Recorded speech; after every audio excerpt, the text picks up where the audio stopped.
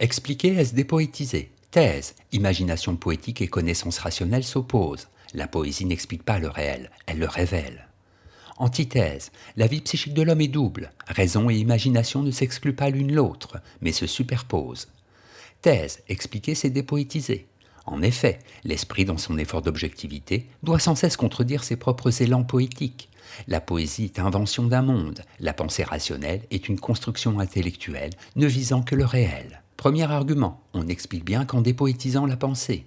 Bachelard a bien montré que les chemins de la science et de la poésie suivent des directions inverses. On ne saisit le réel qu'en cessant de le rêver. Or, le psychisme est naturellement porté à sublimer les choses, à leur conférer une profondeur semblable à celle des images que l'imagination poétique crée. Pour bien expliquer, il faut brimer nos élans poétiques. Deuxième argument, l'explication s'oppose à l'invention poétique.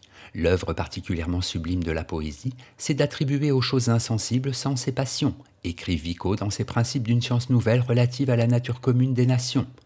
Or, cette attribution, qui est aussi invention d'un monde, n'explique pas le réel. Elle ne fait que révéler un aspect de la vie de l'esprit. Troisième argument, construire la réalité implique sa dépoétisation. Selon Husserl, la nature vraie est l'œuvre de l'esprit, qu'il explore et présuppose par conséquent la science de l'esprit. Cette science, qui construit le réel afin de mieux en rendre compte, obéit à un certain nombre d'impératifs rationnels, qui tous s'opposent au libre mécanisme de la création poétique. En bref, la poésie invente un monde que vient détruire l'explication rationnelle. Comprendre n'est pas rêver. Le poète crée sans rien expliquer. La raison crée pour mieux rendre compte de ce qui est. Antithèse, expliquer n'est pas dépoétiser. En effet, pour ressentir le besoin d'expliquer, il faut au préalable s'étonner. L'étonnement est une vertu appartenant en commun à la raison et à l'imagination. L'esprit qui explique côtoie l'esprit qui poétise le monde.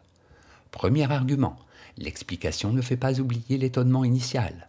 Platon, qui pourtant ne tenait pas en odeur de sainteté les poètes, reconnaît toute l'importance de l'inspiration divine, celle qui vient des muses, qui agite l'âme et provoque le délire.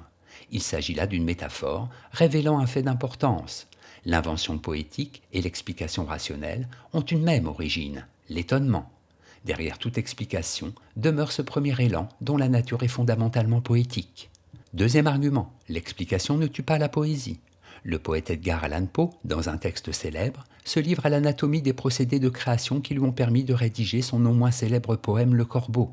Voilà qui montre que l'on peut expliquer tout en restant poète. La raison n'exclut pas l'imagination, mieux encore, l'une et l'autre se complètent. Troisième argument, l'intelligence rationnelle reste poétique. Gynécologues, obstétriciens, chirurgiens n'en restent pas moins des hommes. Le sexe, la naissance, le corps sont pour eux des réalités que la science explique et contrôle à des fins sanitaires.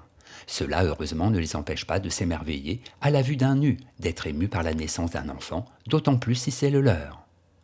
En bref, toute explication féconde, c'est-à-dire véritablement rationnelle, a une origine poétique. Il faut s'étonner pour pouvoir expliquer. Il faut être poète dans l'âme pour désirer comprendre ce qui nous étonne. Synthèse, l'homme du commun confond science et technique. Il ne connaît de la science que ses résultats pratiques, ignore tout des étonnements initiaux, des doutes et des passions qui animent l'esprit du chercheur.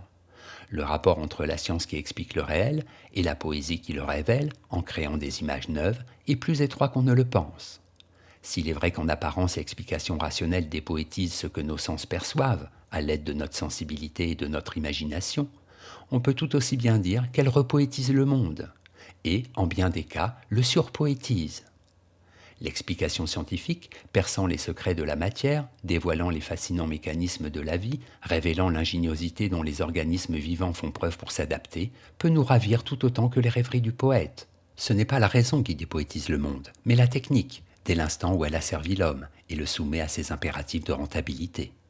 Note et commentaire, Gian Battista Vico, historien, juriste et philosophe italien, né en 1668 et mort en 1744.